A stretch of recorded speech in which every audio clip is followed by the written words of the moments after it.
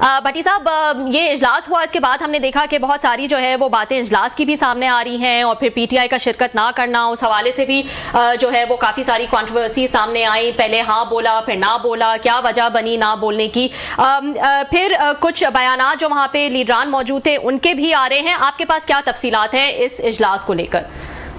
जी बिल्कुल, कौमी सलामती की पार्लिमानी कमेटी का जो गुज़श्ता रोज इजलास हुआ, जहाँ पर चारों सूबाई वज़राला भी मौजूद थे और दीगर सियासतदान भी मौजूद थे, वहीं आर्मी चीफ DGI भी मौजूद थे। DGI ने बड़ी तफसीली ब्रीफिंग दी और जो इम्पोर्टेंट पॉइंट थे सबकी नजर जमी हुई थी कि बिलखसूस बलूचिस्तान के अंदर जो हालिया जाफर एक्सप्रेस का हादसा हुआ, ताने हुआ, उसके बाद खैबर पख्तूनख्वा की जो सूरत हाल है, तफसीली डिस्कशन तो हुई, लेकिन उसके साथ साथ बड़ा अहम मौका ये था कि पाकिस्तान तहरीक-ए-इंसाफ जिसने इस कमेटी का शिरकत से बाइकआउट किया, लेकिन वज़ीर खैबर पख्तूनख्वा अली अमीन गंडापुर वहां मौजूद थे और उसके साथ साथ मौलाना फजल रहमान भी मौजूद थे। गर्चे की पीटीआई की तवक्को थी कि शायद मौलाना फजल रहमान भी शिरकत न करे, लेकिन उन्होंने वहां शिरकत की और मौलाना फजल रहमान और अली अमीन गंडापुर ने इस कौमी सलामती की पार्लिमानी कमेटी से जो बातें की, उसके अंदर उनकी दोनों की कुछ जो स्टेटमेंट्स है बड़ी अहमियत की हामिल है, जिसमें अगर हम बात करें तो अली अमीन गंडापुर ने जिस अपनी पार्लिमानी कमेटी से खिताब करते हुए कहा, गत्ते उन्हें कुछ गिले शिकवे किए कि खैबर पख्तूनख्वा के साथ साथ आपने ओवरऑल जो सारे सिनेरियो थे, जो हालात थे वहां पर पीटीआई को काफी मुश्किलात का सामना है, हमें भी दहशतगर्दी के एक ऐसा शुबा है जिसमें दहशतगर्दी का शिकार है, लेकिन उन्होंने ये गिला किया कि हमारी पार्टी का वजूद खत्म कर दिया है। उन्होंने कहा जी आपने हमारी पार्टी का वजूद खत्म कर दिया है और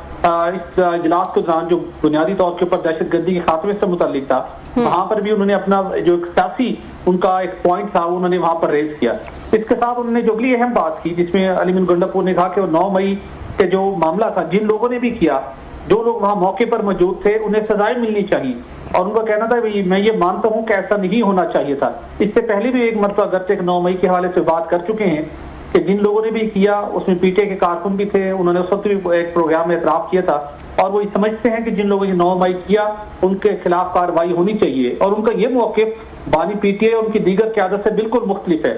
इसके साथ उन्होंने ये भी कहा कि कैसा सूबा खैबर पख्तूनख्वा जो दहशतगर्दी का शिकार है, उस अंदर वहां पर जो दहशतगर्दी के सारे हालात है उसको कुछ जिम्मेदारी उन्होंने खुद भी ली, उसके अंदर हमारी हम भी इस सारे मामले में जिम्मेदार है। इसके साथ मौलाना फजल रहमान ने बात की जो कि पाकिस्तान तहरीक-ए-इंसाफ की ईद के बाद एहतजाजी तहरीक के वाले से सारी जो है उनका इंहिसार है, जो उनका तवज्जो इस बात के ऊपर है कि मौलाना ग्रैंड अपोजिशन अलायंस को ज्वाइन करें, लेकिन मौलाना फजल रहमान ने यहाँ पर भी अगेन उन्होंने भी यहाँ थोड़ा सा कुछ गिले शिकवे अपने किए, जिसमें उन्होंने कहा है कि 2014 के इलेक्शन में हमें तो 2024 के इलेक्शन में हमें इलेक्शन कैंपेन नहीं करने दी गई क्योंकि हमें थ्रेट था, जबकि तहरीक-ए-इंसाफ ने खैबर पख्तूनख्वा में खुलकर कैंपेन की, उन पर तो एक हमला नहीं हुआ। आज जब सूबे में दहशतगर्दी का दौर है तो समझ आता है कि क्यों तहरीक-ए-इंसाफ पर हमले नहीं होते थे। इसके साथ उन्होंने ये भी कहा कि तहरीक-ए-इंसाफ को इस इजलास में जरूर आना चाहिए था। इसके साथ बिलावल भुट्टो सरदारी ने बात की, मुख्तलिफ तजावीज दी कि आर्मी सतह के ऊपर अफगानिस्तान का जो रोल है उसको टेकअप करना चाहिए और पाकिस्तान पीपल्स पार्टी इस सारे मामले के अंदर पाक फौज की शाना बचाना खड़ी है, लेकिन अहमद वली खान ने जो हमेशा बड़ा अग्रेसिवली टेकअप करते हैं पीटीआई के मामला को, उन्होंने कहा इस इजलास के दौरान कि हमें बताया जाए कि 2013 में तालिबान की हामी खैबर पख्तूनख्वा सूबे में कैसे आ गए, उन्हें हुकूमत में लेकर कौन आया। हमारे इलाकों में तहरीक-ए-इंसाफ ने 40,000 दहशतगर्द आबाद किए। तहरीक-ए-इंसाफ का बानी इमरान खान तालिब है और दहशतगर्द है, ये उन्होंने एक इल्जाम आयद किया एक बहुत बड़े फोरम के ऊपर जहां पर आर्मी चीफ मौजूद थे, दीगर अस्करी क़यादत मौजूद थी और ये वो सारा मामला था जो कल कौमी सलामती की पार्लिमानी कमेटी के सामने ज़ेरे गौर रहा। भट्टी साहब, इसमें अली अमीन गंडापुर साहब मौजूद थे, तो क्या उन्होंने ओवरऑल, क्योंकि पीटीआई वहां पे नहीं थी, तो उनके बयानात या उन्होंने जिस तरह से अपना मामला रिप्रेजेंट किया वो बहुत इंपॉर्टेंस का हामिल है, तो क्या वो ओवरऑल ऑन बोर्ड नजर आए वहां पे जो भी स्ट्रैटेजीज डिस्कस हुई? क्योंकि जो क़यादत जिसने शिरकत नहीं की वो तो कहते हैं कि हम किसी ऑपरेशन के हक में नहीं है या फिर कोई काइनेटिक ऑपरेशन अफगानिस्तान में हो हम उसके भी हक में नहीं है, तो क्या ओवरऑल क्या फील था कि वो ऑन बोर्ड थे जो भी स्ट्रैटेजीज वहां पे डिस्कस हुई?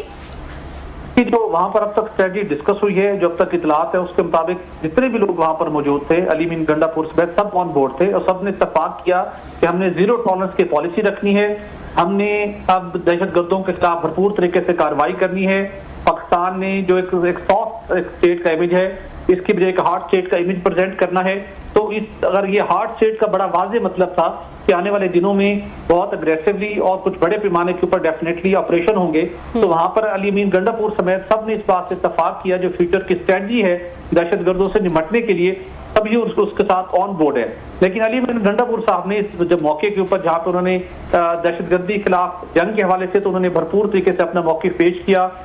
और हर तरह की सपोर्ट के अदा भी किया, लेकिन उन्हें थोड़ा सा वहां पे पॉलिटिकली भी अपना उन्होंने शायद मुनासिब समझा कि एक ऐसा प्लेटफॉर्म है और प्लेटफॉर्म है जहां पर अपना जो उनके घर के पार्टी ने शिरकत तो नहीं की, लेकिन अपने थोड़ा सा जो पार्टी के जो गिले शिकवे हैं वो यहाँ पर पेश कर दिए, जिसमें उन्होंने कहा कि आपने हमारी पार्टी का वजूद ही खत्म कर दिया है। तो अगर थे कि उन्होंने अमन मान के हवाले से भी बात की और पॉलिटिकली भी किस हद तक उन्होंने इस मौके के ऊपर बात जरूर की। हाँ जी भट्टी साहब, thank you very much sir. अच्छा, जो अभी चीज़ें सामने आ रही हैं, वहाँ पे जो गुफ्तगू हुई है, वहाँ पे तकरीरें हुई हैं, उसमें ये भी कुछ बातें आ रही हैं कि मौलाना फजल रहमान साहब ने जो तकरीर की है, वहाँ पे जो पॉइंट्स उन्होंने उठाए हैं, कुछ मैं ले रहा था, देख रहा था, कोई उस पर चल रहे थे, तो वो ये कह रहे हैं कि जनाब के वो तो तहरीक इंसाफ पे क्रिटिकल थे, ज़रा उनकी गुफ्तगू से या उनके पॉइंट से लग रहा था कि वो तरीके ये इंसाफ और तालिबान के अटैक्स इनको कहीं ना कहीं पे, तो उन्होंने इस पे सवालात उठाए कि जनाब कि ये हमले जो हैं बाकी उनके मुखालफिन पे तो होते थे, 2024 में भी उनके लिए मुश्किलात थी, दीगर लोगों के लिए थी, तो तरीके इंसाफ जो है तो उन पर एज सच अटैक्स नहीं है, किसी पे भी नहीं आने चाहिए थे। इसके बारे में क्या आपकी इंफॉर्मेशन है कि मौलाना साहब ने क्या गुफ्तगू की सर? साहब, मौलाना साहब नॉर्मली जब बाहर के मीडिया से गुफ्तगू करते हैं, कोई प्रेस टॉक करते हैं, उसमें वो हुकूमत के ऊपर अपना प्रेशर बिल्ड रखते हैं, वो एक जनरल जो एक सिनेरियो है इंतखाबात को उसके ऊपर बात करते हैं। लेकिन इससे पहले भी कुछ इतलात थी और सेनेटर बुरजा साहब भी कहते रहे कि पास्ट के अंदर जो खैबर पख्तूनख्वा के अंदर जमीयत उल इस्लाम को इलेक्शन के हवाले से बहुत से तहफ़्फ़ुज़ात रही हैं और अभी भी हैं, लेकिन यहाँ पर मौलाना फजल रहमान ने अपने तहफ़्फ़ुज़ात का खुलकर इजहार किया। जिस तरह पाकिस्तान तहरीक इंसाफ को 2024 के इलेक्शन के हवाले से सब तहफ़्फ़ुज़ात हैं, मौलाना फजल रहमान को केपी के अंदर उससे कहीं ज्यादा पीटीआई के ऊपर तहफ़्फ़ुज़ात हैं, लेकिन वो पॉलिटिकल सिनेरियो के हवाले से बाहर को उसके इन अमूर के ऊपर कोई ज्यादा बात नहीं करते। लेकिन कल उन्होंने जिस तरीके से वहां पर बात की, उन्होंने कहा कि आपने 2024 में हमें तो कंपेन नहीं करने दी गई, थ्रेट अलर्ट थे कि आपके ऊपर हमला होगा, लेकिन पीटीआई के ऊपर हमला नहीं हुआ और फिर उसके बाद हमने देखा कि उनकी गवर्नमेंट बन गई और सब कुछ हो गया और वो सब लोग हमला ना होने की वजह भी हमारे सामने आ गई। और उनको मौलाना फजल रहमान को स्टिल जो पीटीआई के साथ वो बैठते हैं, बातचीत करते हैं, जो माजी करीब के अंदर कुछ उन्होंने अपने मुतालबात भी रखे, उनको अपने मैंडेट के हवाले से डीए खान हो या खैबर पख्तूनख्वा हो, उनके तहफ़्फ़ुज़ात बदस्तूर मौजूद हैं।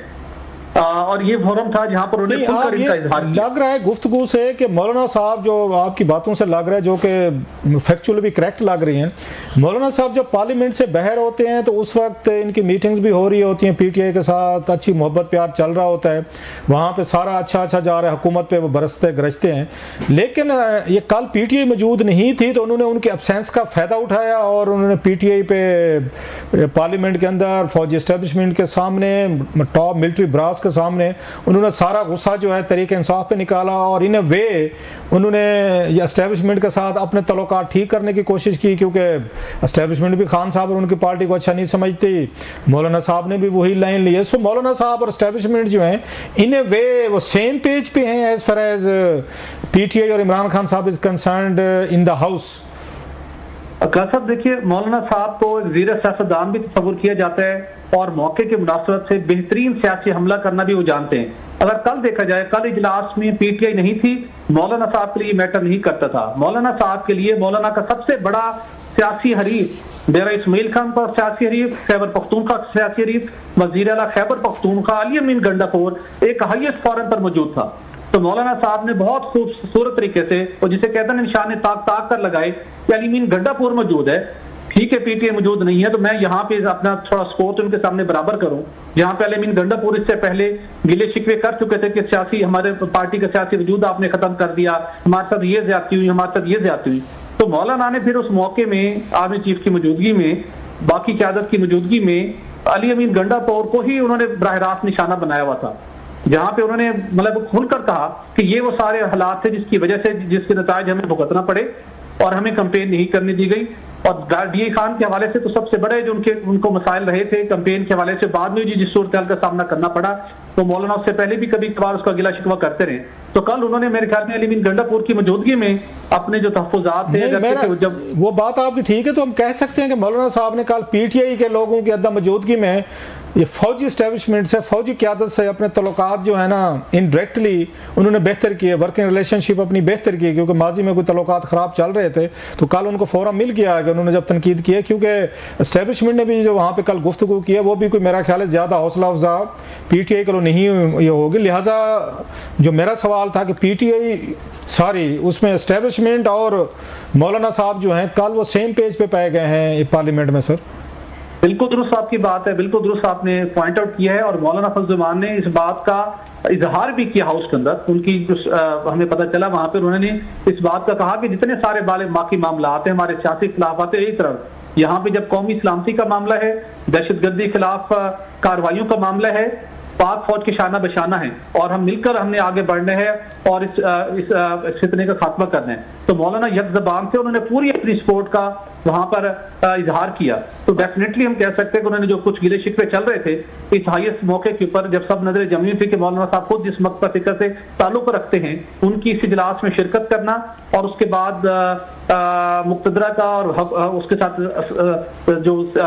सिविल क़यादत मसीलिन क़यादत मौजूद थी, उनकी मौजूदगी में इस सारे मामले के ऊपर अपना नुक्ता नजर बयान करना ये बड़ा मैटर करता था। अच्छा, मुझे ये बताइएगा इसका इम्पैक्ट, क्योंकि पीटीआई नहीं थी वहां पे, पीटीआई और ऑलरेडी आर्मी बड़े डायरेक्ट वो क्लैश में हैं,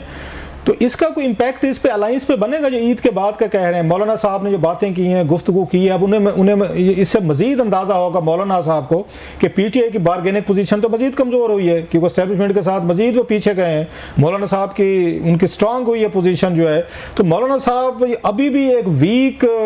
एक पोलिटिकली तौर पर वीक इसके साथ जाएंगे अलायंस में, या मौलाना साहब कहेंगे नहीं यार बहुत आगे बढ़ गई है, अब मुझे नहीं जाना चाहिए पीटीआई के साथ या बाकी जमातों के साथ, क्योंकि एस्टेब्लिशमेंट और इनकी लड़ाई जो है वो फर्दर बढ़ेगी? या आपको लगता है नहीं, मौलाना साहब ये डबल गेम खेलते रहेंगे, हाउस के अंदर तकरीरें भी करते रहेंगे और इमरान खान साहब के साथ अलायंस भी बनाते रहेंगे?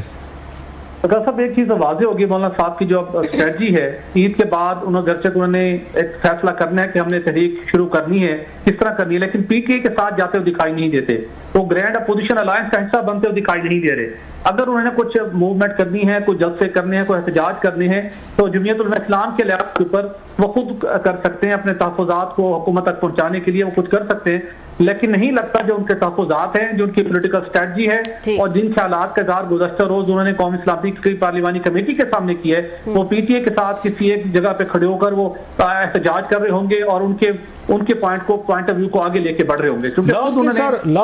लास्टली भट्टी साहब,